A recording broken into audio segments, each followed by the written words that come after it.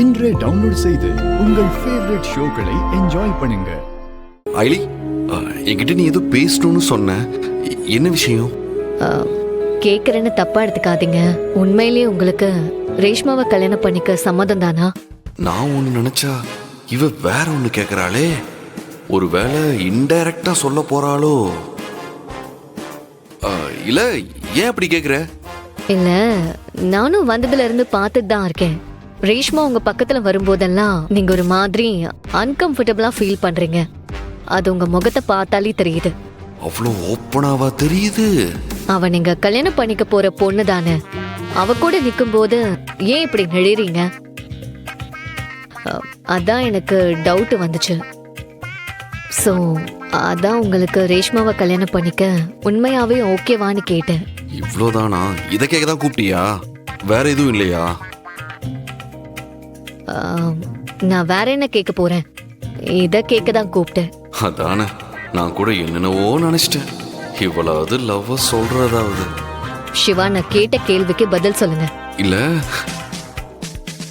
அது அது நான் ரெண்டு பேரும் இங்க தனியா நின்னு என்ன பேசிட்டு இருக்கீங்க?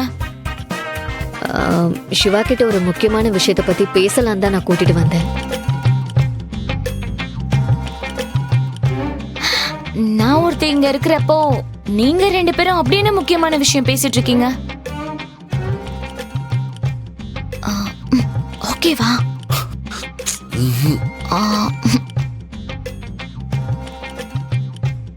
நாங்க பேசினது இருக்கட்டும் ரேஷ்மா.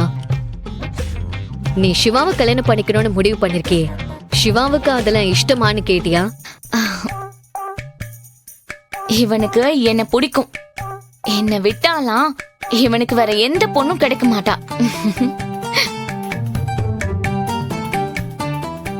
எதை வச்சு அப்படி சொல்றேன்? ஏன், உனக்கு சிவாவை பத்தி முழுசா தெரியுமா என்ன? எனக்கு சிவாவை பத்தி முழுசா தெரியாது.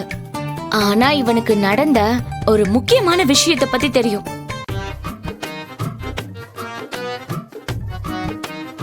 நம்ம ஆளு ஒரு பொண்ண சின்சியரா லவ் பண்ணிருக்காரு. அந்த பொண்ணு கிட்ட ப்ரப்போஸும் பண்ணிருக்காரு. ஆனா அந்த கல்நெஞ்சக்காரி இவரை பிடிக்கலன்னு சொல்லி விபதி அடிச்சுட்டு போயிட்டா.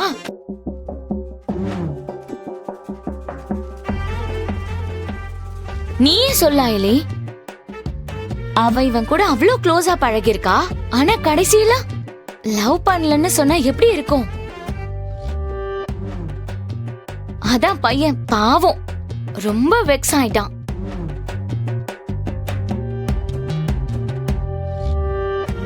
இப்படி ஒரு குட் ஃபெல்லோவை மிஸ் பண்ணது அவளோட பேட் லக். அதான் நமக்கு கிடைச்சதுரா சான்ஸ்ன்னு நானே இவனை கல்யாணம் பண்ணிக்கலாம்னு முடிவு பண்ணிட்டேன்.